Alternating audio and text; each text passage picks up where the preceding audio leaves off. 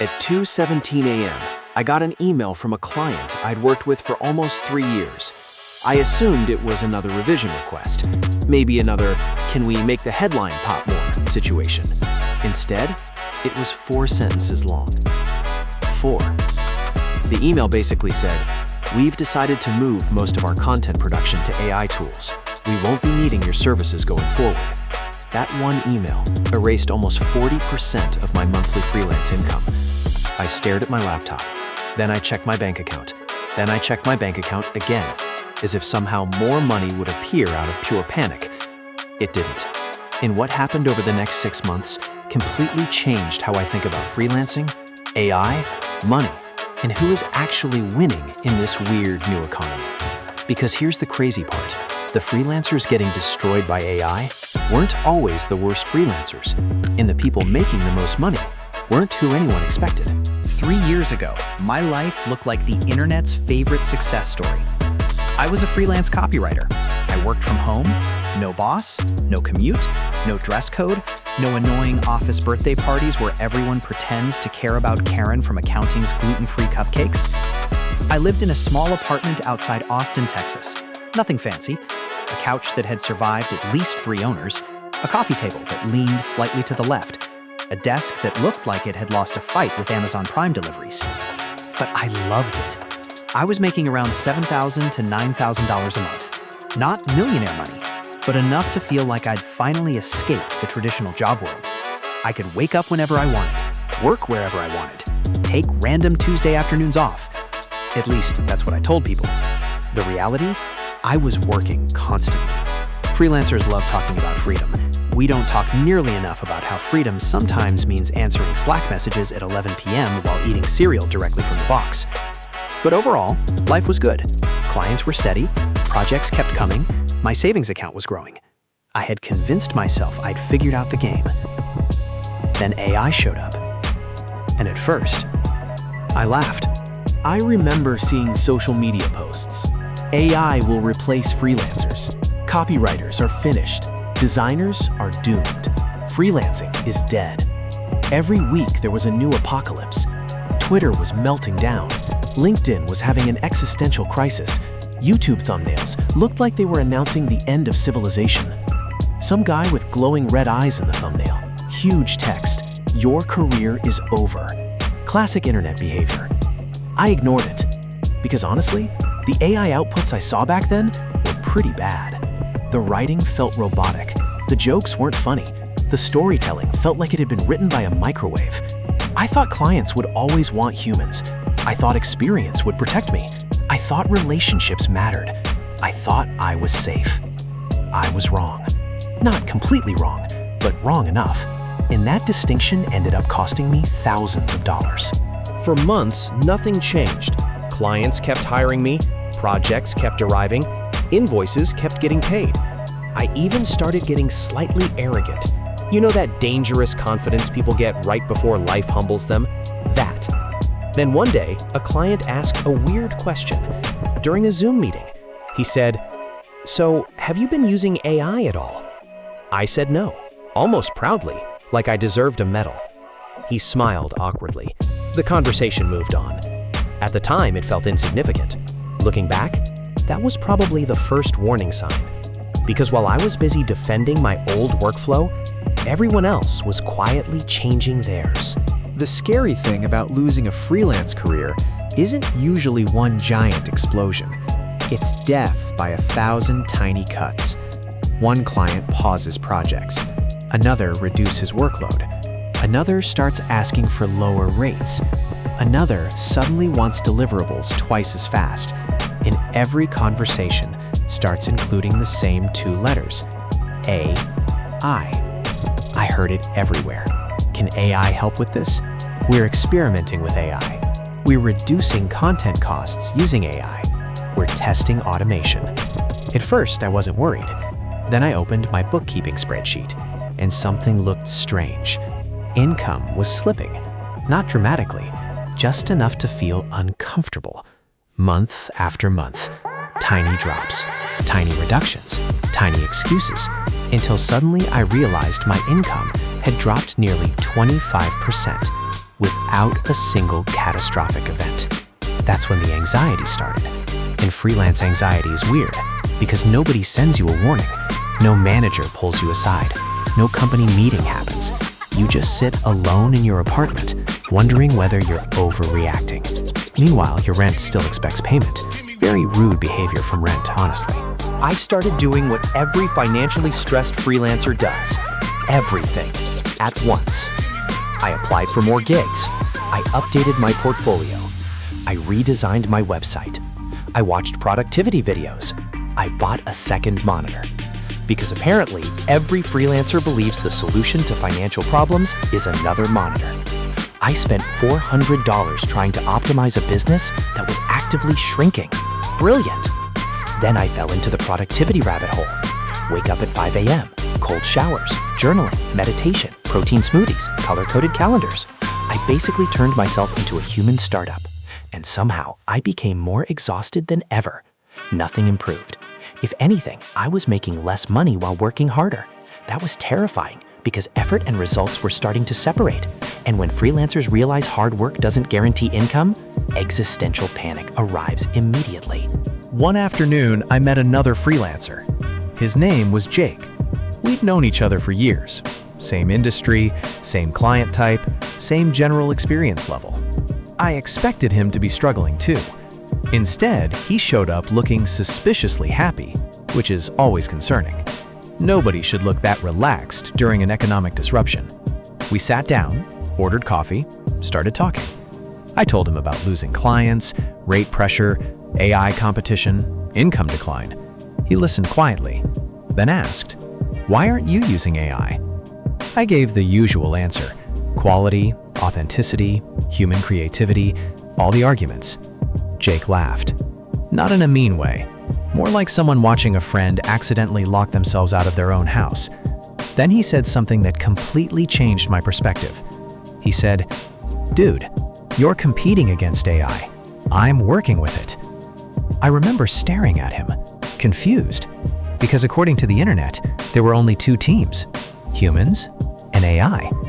Jake was describing a third option, and that conversation sent me down a rabbit hole I never expected. Over the next few weeks, I started investigating. Not headlines, not clickbait. Actual freelancers. Real people. People making money. What I found shocked me. The freelancers thriving weren't necessarily the most talented. They weren't always the smartest. They weren't working the hardest. But they were adapting faster. A designer who used AI for concept generation. A video editor using AI for rough cuts, a copywriter producing drafts faster, a marketer analyzing data in minutes instead of hours. They weren't replacing themselves, they were multiplying themselves. Meanwhile, people like me were still arguing about whether AI should exist. The market had already moved. And markets don't wait for emotional acceptance, they just move. That's when things got really uncomfortable, because I realized something I didn't want to admit. The threat wasn't AI. The threat was my refusal to adapt. And unfortunately, life wasn't done teaching lessons, because a month later, I received the email that nearly pushed me into full panic mode. And this one was much worse than the first. The second email arrived on a Tuesday, which felt rude. Bad news should at least have the courtesy to arrive on a Friday. I was halfway through my third coffee and pretending to work when the notification popped up. It was from my largest client. The client. The one responsible for almost half my monthly revenue. The kind of client freelancers brag about. Long-term, reliable, easy to work with, always paid on time. Basically a unicorn. I opened the email. My stomach immediately dropped. Not because they were firing me. What they wrote was somehow worse. They wanted to restructure our engagement. Corporate language is fascinating. Nobody ever says, "We're about to make your life significantly more stressful." Instead, they say things like, restructure, optimize, reevaluate, explore efficiencies. Translation, someone is about to lose money. Usually, you. The client explained they were implementing AI-assisted content systems. As a result, they needed far fewer articles each month. My workload would be reduced by roughly 70%. 70%. I grabbed a calculator because my brain refused to process the number. The result was horrifying. Overnight, nearly half my income disappeared. Again. This time it wasn't theoretical. It wasn't a future trend. It wasn't an internet debate. It was my actual bank account. And suddenly, every freelancer fear I'd ever had came rushing back. For the next 2 weeks, I became the least productive human being in America. I couldn't focus, couldn't sleep, couldn't relax, couldn't think about anything except money. I'd sit at my desk staring at client spreadsheets like they contained ancient prophecies. Every calculation looked bad. Savings? Not enough. Emergency fund? Smaller than I wanted. Credit card balance? Annoyingly present. Rent? Very committed to existing. The worst part wasn't the financial loss. It was uncertainty. Humans are surprisingly good at handling bad news. What destroys us is not knowing what's next. Maybe things would recover. Maybe they wouldn't. Maybe all freelance writing was dying. Maybe I'd need a job. Maybe I'd end up explaining employment gaps to hiring managers while pretending everything was fine. At night, I would scroll social media. Huge mistake. The internet had become two groups. Group 1, AI will destroy every creative career. Group 2, AI will make everyone rich. Neither seemed particularly helpful while I was calculating how many groceries fit into a shrinking budget. Then came the grocery store incident, a moment so embarrassing that I considered moving to another state. I was standing in line, cart full of boring adult purchases. Eggs, bread, chicken, coffee. Enough caffeine to medically concern several doctors. The cashier announced the total. I inserted my card. Declined. I tried again. Declined. Now, here's the thing. The card technically worked, but I had moved money between accounts and forgotten. A completely normal mistake. Yet in that moment, it felt like public financial humiliation. The line behind me grew longer. People waited. The cashier smiled politely. I started sweating like I'd been accused of international fraud. Eventually, I transferred money and paid. Problem solved. Except mentally. Because that tiny moment forced me to confront something. I had built my entire identity around freelancing success. And now that identity felt fragile. Then something happened that changed everything. And honestly, at first it felt like another disaster. One of my old clients called me unexpectedly. Not emailed, called, which immediately triggered anxiety. Nobody calls freelancers with good news. The client said, "We need help." I almost laughed, because a month earlier they had reduced projects due to AI. Now they needed help? What happened? The answer shocked me. Their AI-generated content was failing, badly. Traffic was dropping, conversions were falling, customers were complaining. The content technically existed, but nobody actually wanted to read it. The client sounded exhausted. Then he said something I'll never forget. We saved money, then we lost customers. Suddenly, everything clicked. AI wasn't replacing outcomes. It was replacing tasks. Huge difference. Businesses didn't care about articles. They cared about results. They didn't care about content volume. They cared about revenue. And many companies had confused production with performance. That realization opened a door I hadn't seen before, but I still didn't understand how big the opportunity actually was. Because a few days later, I met the person making more money than any freelancer I knew. And he wasn't fighting AI at all. His name was Ethan, and he completely broke my understanding of what freelancing was becoming. A mutual friend introduced us. I expected some AI influencer, maybe someone selling expensive courses.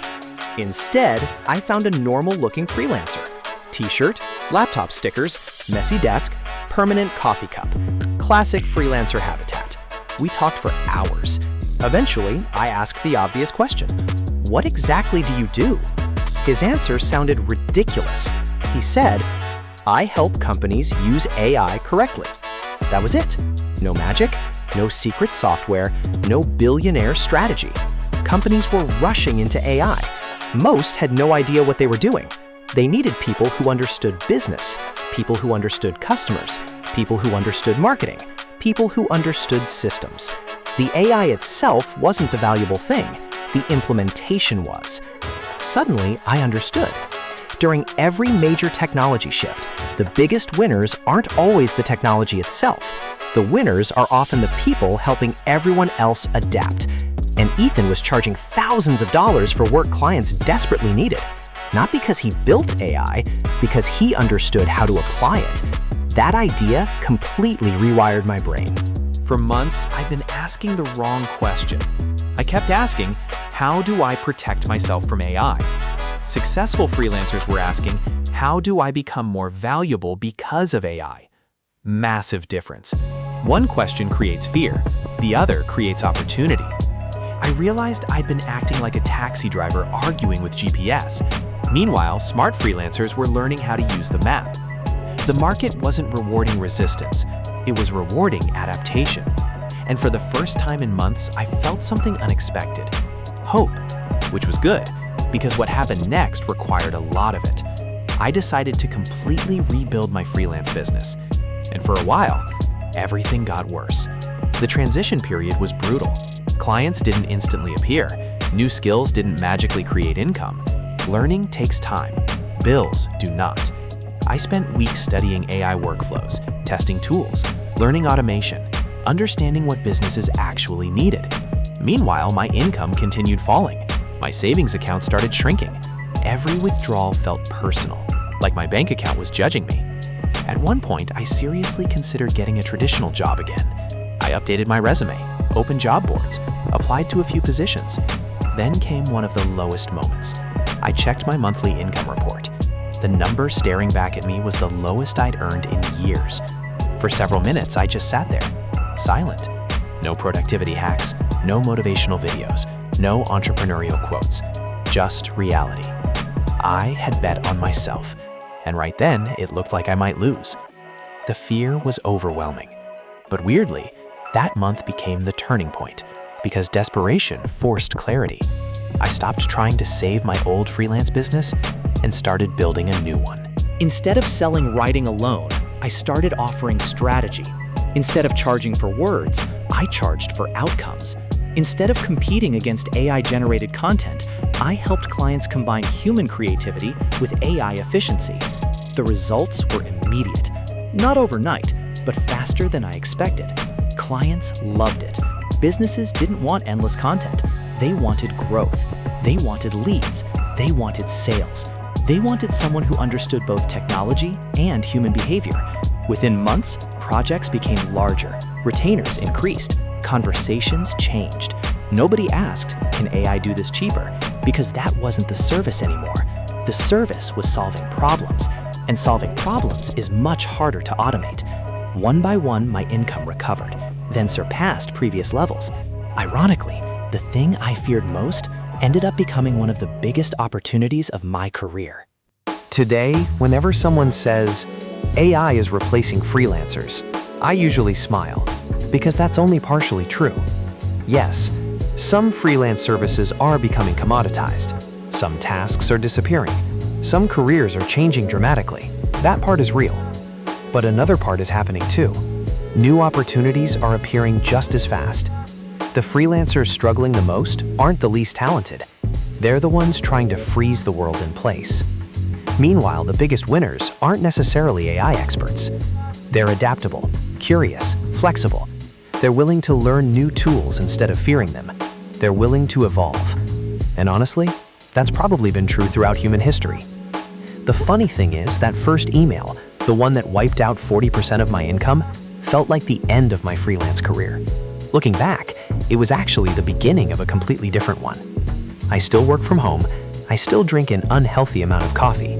I still occasionally panic when a client says, "Can we hop on a quick call?"